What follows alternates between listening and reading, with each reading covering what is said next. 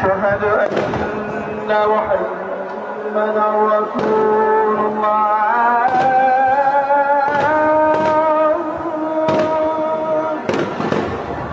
أشهد أن محمدا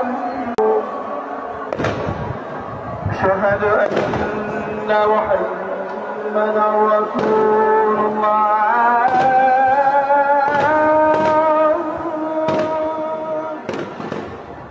أشهد أن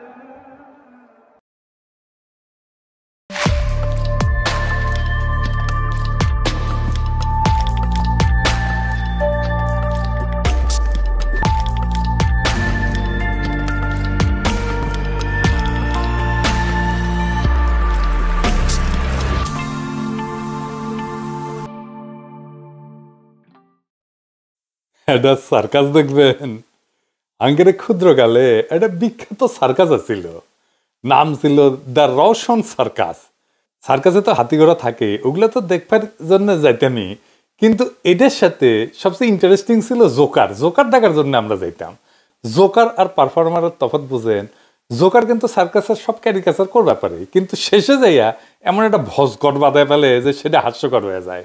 BNP নির্বাচন চায়, সংস্কার তার মতো করে চায়।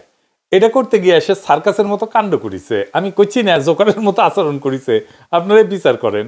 সিলেটে বিএনপির একটা সভা করেছেন ওনারা, সেটি মির্জা আব্বাস আবার কইছে সরকার নির্বাচন এড়ায় যাওয়ার ষড়যন্ত্র করিচ্ছে।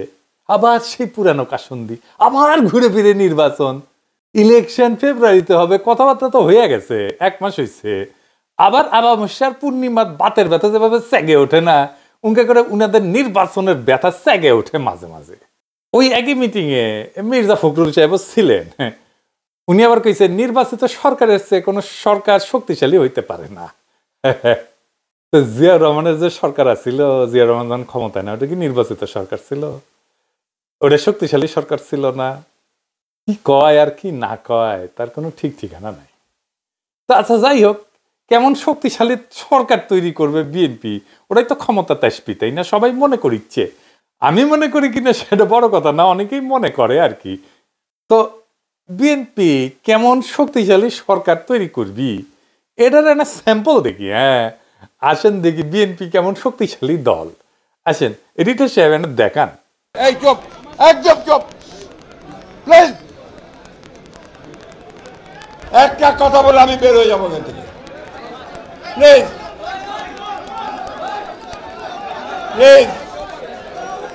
সবাই চুপ করে থাকেন, ধন্যবাদ। চুপ করেন প্লিজ।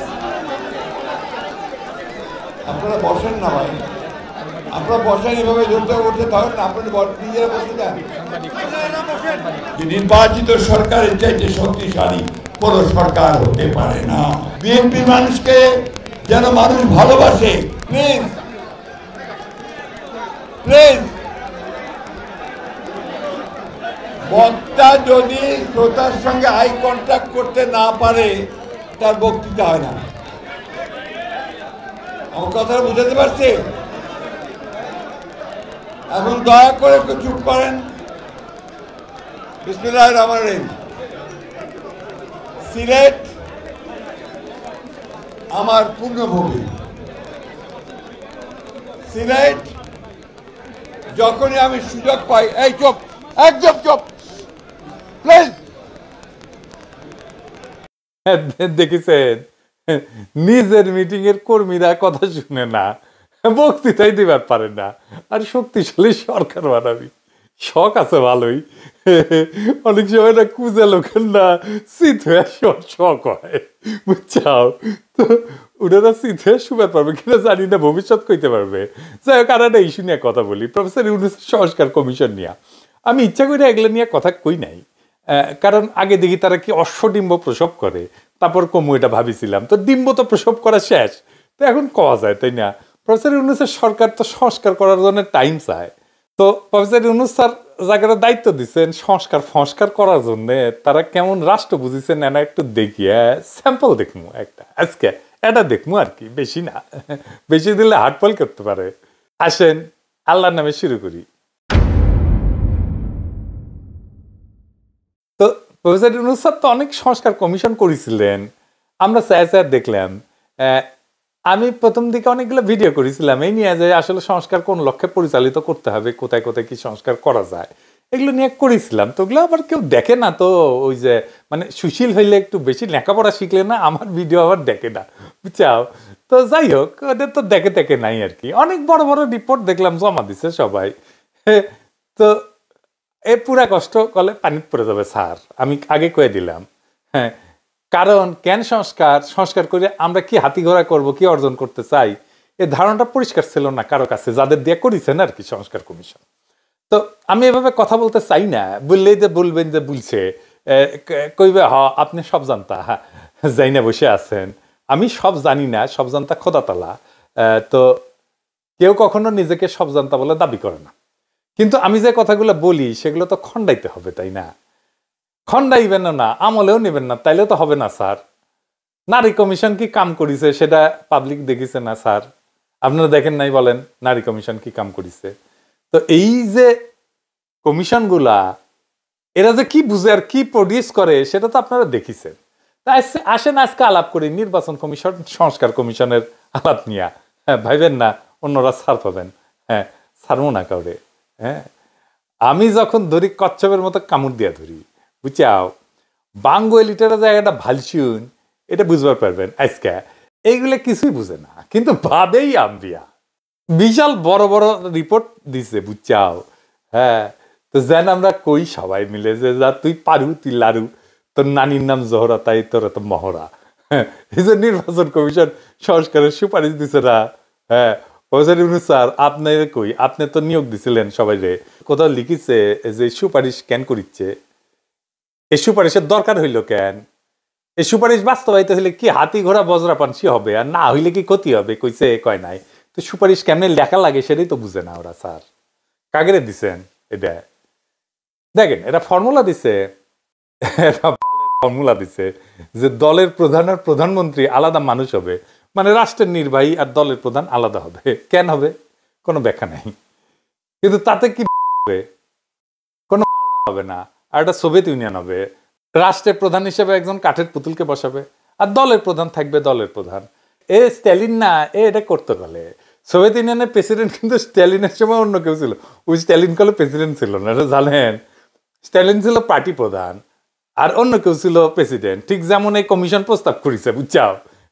স্ট্যালিন ওইরকম কাঠের পুতুল একজনকে প্রেসিডেন্ট বানাইতো, তারে কেউ চিনত না, কেউ পাত্তাও দিত না, বুঝতো না। আর নিজে থাকতো জেনারেল সেক্রেটারি, পার্টির জেনারেল সেক্রেটারি। এই যে মিখাইল কালিনিন, উই ছিল প্রেসিডেন্ট 1919 সাল থেকে 1946 সাল পর্যন্ত প্রেসিডেন্ট ছিল, বুঝছাও। আসলে ওই অর্থে প্রেসিডেন্ট বলা যায় না, কিন্তু প্রেসিডেন্টের সমতুল্য পদ আর কি। যাই হোক, যেটা আমরা অন্য দেশে প্রেসিডেন্ট বলি আর কি। তারপরে নিকোলাই সোভারনিক, ওই ছিল 1946 থেকে 1953 পর্যন্ত, মানে স্ট্যালিনের মৃত্যুর আগ পর্যন্ত ওই ছিল আনুষ্ঠানিক রাষ্ট্রপ্রধান। তো স্ট্যালিনের মতো স্বৈরাচারের উত্থান কি ঠেকাতে পারছে সোভিয়েত ইউনিয়ন? এটা কইরা এই সিস্টেমই তো ছিল, পার্টি প্রধান আর রাষ্ট্রপ্রধান আলাদা থাকবে, এটাই তো সিস্টেম ছিল। তো এই হইতেছে ওদের ইতিহাস। ওরা জানেও না ইতিহাসে কি হয়েছে, কোন দেশে কি হয়েছে। এরা নাকি ব্যালেন্স অফ পাওয়ার আনবি।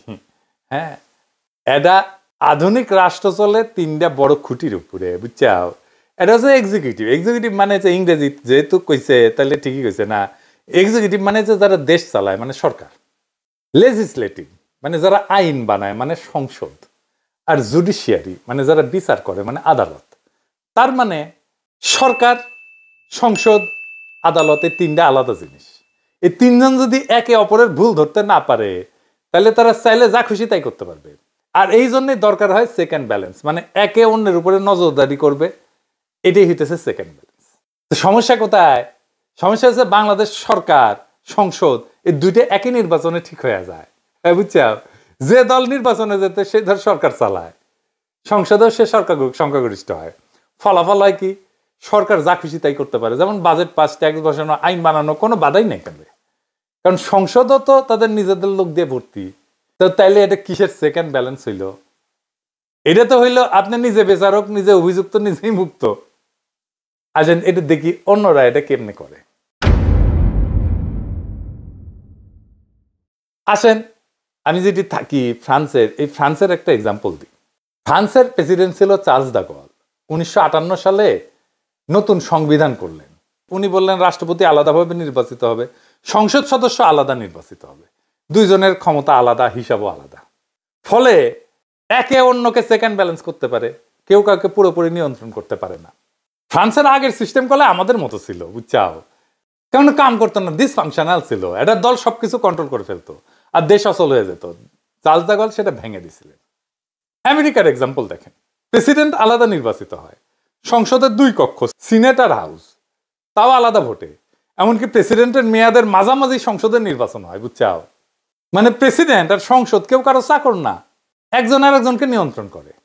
আর বাংলাদেশের এক্সাম্পল দেখেন, একবার ভোট হইলে সংসদও হয়, সরকারও হয়, সরকারের ইচ্ছাতে সংসদ চলে। তাহলে সংসদ আর আলাদা কি? এটা তো তাহলে সরকার একটা জি হুজুর অফিস, তাই হয়েছে। তাই বাংলাদেশের সরকার যা চায় তাই হয়। যেই দেশে একটা ভোটে সরকার ঠিক হয়ে যায়, একটা ভোটে সব ঠিক হয়ে যায়, সেখানে কোনো বালসালের সেকেন্ড ব্যালেন্স হবে না। এগুলো বুয়া কথা, এ বুঝেই না কেমনে সেকেন্ড ব্যালেন্স করতে হবে। এরা একটা আইডিয়া দিছে, উচ্চ কক্ষ। এটা বিএনপিও করে চায়। বিএনপির 31 দফা স্পষ্ট লেখা আছে, উচ্চ কক্ষতে থাকবে এলিটেরা, মানে সাংবাদিক থাকবে, সাহিত্যিক থাকবে, ডাক্তার থাকবে, ইঞ্জিনিয়ার থাকবে, প্রফেসর থাকবে এরা। তো এটা ইংল্যান্ডে আছে, তারেক রহমান দেখিছে, এটা ইংল্যান্ডে উনি থাকেন, তাই এটা আনাই লিখবি। দেখবেন আছে প্রস্তাবে ইংল্যান্ডের NHS এর মতো করে স্বাস্থ্য ব্যবস্থা করবি ওরা। তো দেখিছে এটা করাই লিখবি। হ্যাঁ, বুঝছাও, টিনেজের পোলাপাট আছে না, ওরা ডাক্তার দেখলে কয় এটা মুই হোম, ইঞ্জিনিয়ার দেখলে কয় এটাও মুই হোম, আর সিনেমার নায়ক দেখলে কয় এটা মুখ হবাই হবে। তা বিএনপি যেটা দেখিছে সেটা তাকে হবাই হবে, বুঝছাও। আসেন আমরা দেখি উচ্চ কক্ষ কেমন, ভালসুনের মতো একটা বালসাল আইডিয়া দেখি। আসেন, এই আইডিয়া বাংলাদেশে সবার প্রথমে দেয় যশোরে সিরাজুল আলম খান। সিরাজুল আলম খান আমার আগের এপিসোডে দেখেছেন, চিত্তরঞ্জন সুতার, রয় রেজেন ওর শিষ্য ছিল। এরপরে জাসদ এটা পূর্ণ উদ্যমে প্রচার করতে থাকে। এরপর আর এক জাসদ ভারতীয় দালাল আসমর বিভিন্ন টক শোতে তাদের এই আইডিয়া প্রচার করতে থাকে। আপনারা দেখেছেন 2011 থেকে 16 সালের মধ্যে ওই টিএসসি থেকে সাঙ্কারপুল যাওয়ার সময় রাস্তার পাশের দেয়ালে জাসদের এই উচ্চ কক্ষে বিশিষ্ট সংসদের দাবিতে গ্রাফিতি আকারে লেখা থাকতো। আর বিএনপি কিনা সেই ইন্ডিয়ান দালাল জাসদের প্রোগ্রামকে নিজেদের পলিটিক্যাল ম্যানিফেস্টোতে ঢুকাইলো। কেন ঢুকাইলো? কোনো ব্যাখ্যা নাই। এইসব হইতেছে কিয়ামতের আলামত, বুঝছাও। ভারতীয় মার্কামারার দালাল সিরাজুল আলম খানের কোনো প্রস্তাবকে তো দেখা মাত্র ডাস্টবিনে ছুঁড়ে ফেলা উচিত, অথবা টয়লেটে ফেলে ফ্ল্যাশ করে দেওয়া উচিত। এটা ঠিক। উচ্চ কক্ষ পৃথিবীর বিভিন্ন দেশে প্রচলিত আছে। আমেরিকায় আছে, গ্রেট ব্রিটেন আছে, রাশিয়ায় আছে, জার্মানিতে আছে, পাকিস্তানে আছে, আর ভারত মাথায় আছে। তো উচ্চকক্ষ কেন প্রয়োজন এটা একটু বুঝে দেখি। আমার আগের এপিসোডে করলে আমি এটা ব্যাখ্যা করেছিলাম, তারপরে আরেকবার একটু বুঝে দেখি। এটা তখনই প্রয়োজন যখন রাষ্ট্রের আইনসভায় সরাসরি জনগণের ভোটে নির্বাচিত সদস্য ছাড়াও অন্য সদস্যদের প্রয়োজন হয়। কারা সেই অন্য সদস্য? America, Russia, Pakistan, Germany, Bharat মাতা সব দেশে হচ্ছে ফেডারেল সরকার ব্যবস্থা। অর্থাৎ দেশগুলা অনেকগুলো স্টেট, প্রভিন্স বা প্রদেশের সমষ্টি। ফেডারেল সরকার খালি যেসব পাওয়ার তাদেরকে দেওয়া আছে সেসব নিয়ে ডিল করে, যেমন প্রতিরক্ষা, পররাষ্ট্রনীতি ইত্যাদি। সেই সব দেশে সরাসরি জনগণের ভোটে নির্বাচিত সদস্য ছাড়াও রাষ্ট্রের স্টেক হোল্ডার হিসেবে প্রদেশগুলোকে ধরার কারণে স্টেটগুলাও তাদের প্রতিনিধি পাঠায় আইনসভায়। স্টেটস অথবা ফেডারেশনের সদস্যদের পাঠানো সদস্য দিয়ে গঠিত হয় আইনসভার উচ্চকক্ষ। আর গ্রেট ব্রিটেনে অ্যারিস্টোক্র্যাট আর চার্চ অফ ইংল্যান্ডের বিশপরা উচ্চকক্ষের সদস্য, কারণ তারা ঐতিহাসিকভাবে গ্রেট ব্রিটেনের রাষ্ট্র কাঠামোর গুরুত্বপূর্ণ স্টেক হোল্ডার। একটা সিরিয়াল আছে ডাউনটাউন এবে, যে কোনো বিল উভয় কক্ষে পাশ করা লাগে আইন হইতে হইলে। অর্থাৎ উচ্চকক্ষ নিম্নকক্ষের পাঠানো বিল ওভাররুল করে দিতে পারে অথবা পাল্টাই দিতে পারে। অ্যান্ড বাংলাদেশ কি ফেডারেল রাষ্ট্র বলেন তো? এটা একটা ইউনিটারি রাষ্ট্র। এখানে ওই যেগুলো রাষ্ট্রের কথা বললাম ওই রাষ্ট্রগুলোর মতো বড় ডাইভার্স প্রদেশ বা স্টেট নাই, যাদের নিজস্ব আলাদা আলাদা এক্সিকিউটিভ আছে, আইনসভা আছে, জুডিশিয়ারি আছে, তা তো না। তাহলে বাংলাদেশের উচ্চকক্ষের কি প্রয়োজন বলেন তো? কোনো প্রয়োজন নাই। খুদাই খালি খালি জনগণের টাকা এদের পালতে, এদের খরচা করতে হবে, এদের বেতন দিয়ে পালতে হবে না। যেসব দেশ ইউনিটারি রাষ্ট্র ব্যবস্থা, যেমন Sweden, Norway, Denmark, Finland, Israel, তুরস্ক, গ্রিস, শ্রীলঙ্কা, প্রত্যেকটা এক কক্ষ বিশিষ্ট আইনসভা। বাঙ্গুল্যান্ড বিশ্বে ইউনিক হবে যদি আইনসভায় উচ্চকক্ষ বানায় এই ইউনিটারি রাষ্ট্র নিয়ে।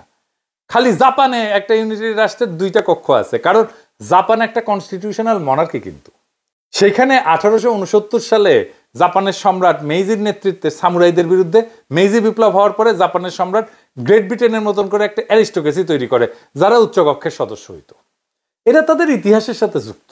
এই ধারা চলে এসে আজকে জাপানের গ্রেট ব্রিটেনের মতো দুইটা কক্ষ।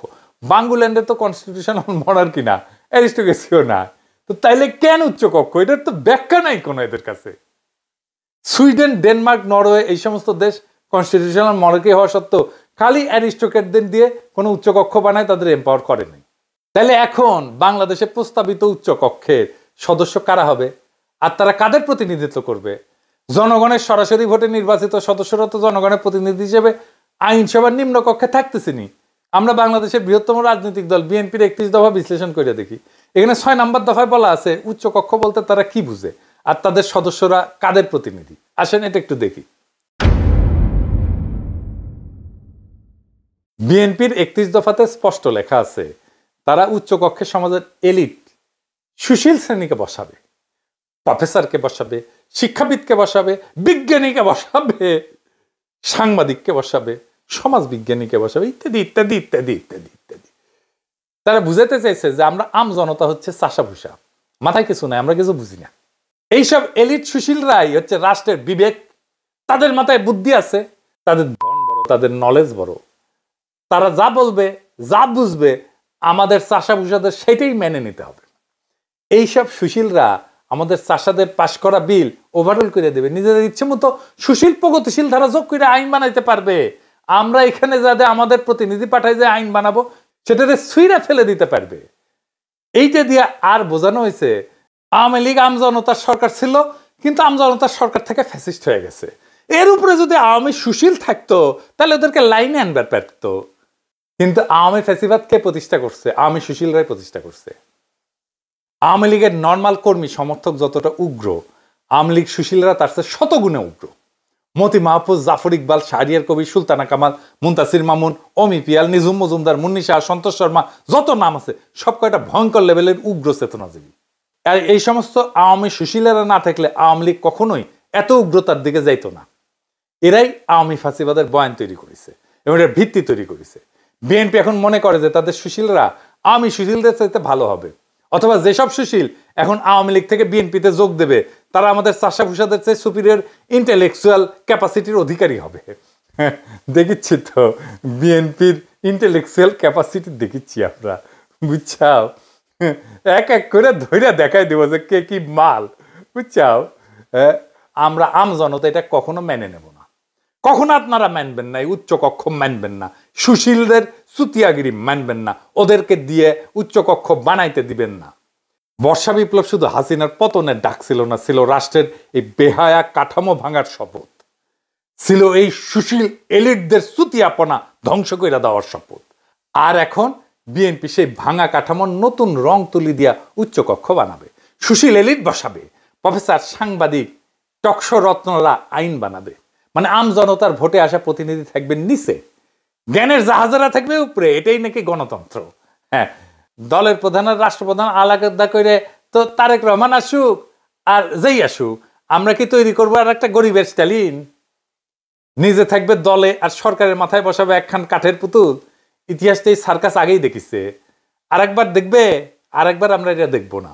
আমরা সুশীলের রাজত্ব চাই না, আমরা এলিটদের রাজত্ব চাই না, আমরা চিনি এদের মুখ, এদের মিথ্যা।